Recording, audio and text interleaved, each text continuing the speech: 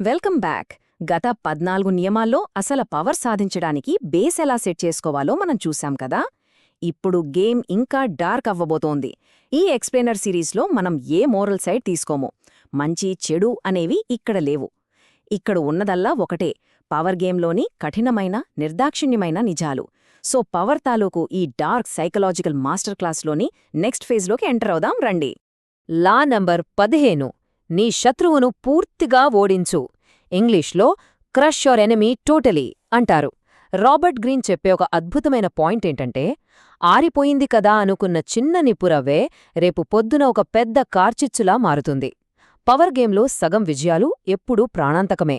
శత్రువును కేవలం ఫిజికల్గానే కాదు, సైకలాజికల్గా అంటే మానసికంగా కూడా దెబ్బతీయాలి. వాళ్ళకి మళ్లీ మీపై ప్రతీకారం తీర్చుకోవాలనే ఆలోచన కూడా రాకూడదు. అప్పుడే అది కంప్లీట్ విక్టరీ అవుతుంది. ఇది ఊరికే చెప్పే మాట కాదు. మోడర్న్ వార్ ఇన్స్టిట్యూట్ విశ్లేషణలు, అలాగే గొప్ప military strategist Carl von Clausewitz theories కూడా ఇదే చెప్తున్నాయి. యుద్ధంలో శత్రు దళాలను సగం వదిలేయడం కాదు, పూర్తిగా నాశనం చేయడమే ప్రైమరీ ఫోకస్ అయ్యుండాలి.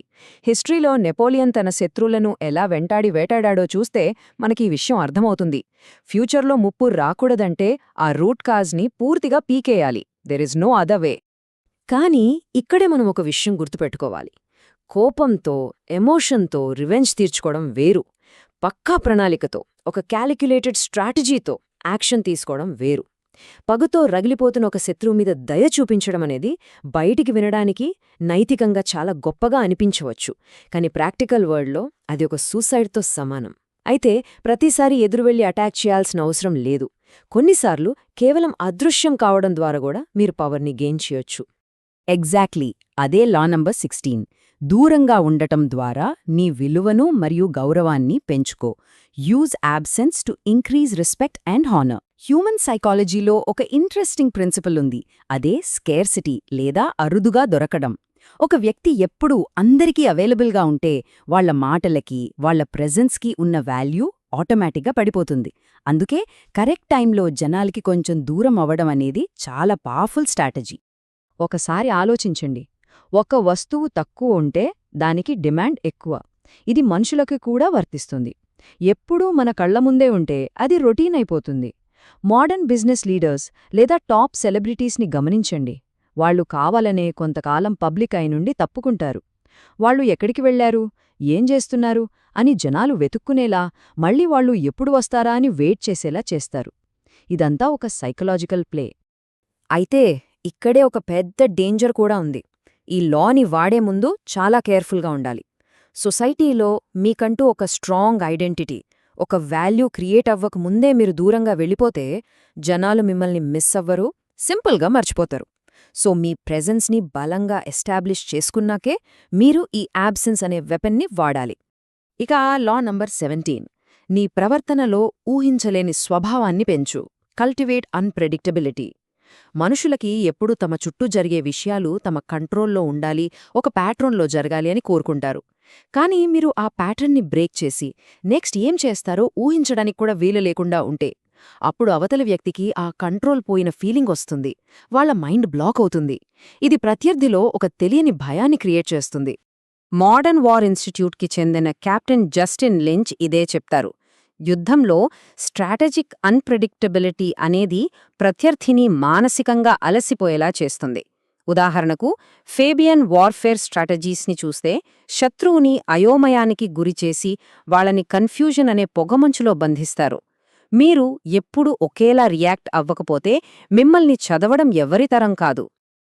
మోడర్న్ పాలిటిక్స్లో, నెగోసియేషన్స్లో కూడా ఈ కన్ఫ్యూజన్ని ఒక టూల్గా వాడుతుంటారు.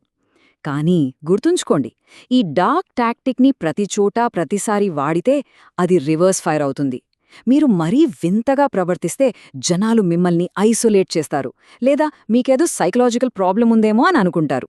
సో దీన్నే ఒక వెపెన్లా మాత్రమే వాడాలి, మీ క్యారెక్టర్లా మార్చుకోకూడదు. ఐసోలేట్ కావడం గురించి మాట్లాడుకున్నాం గదా, అదే లా నంబర్ 18. నీ చుట్టూ గోడలు కట్టుకోకు. ఒంటరితనం ప్రమాదకరం. Isolation is dangerous.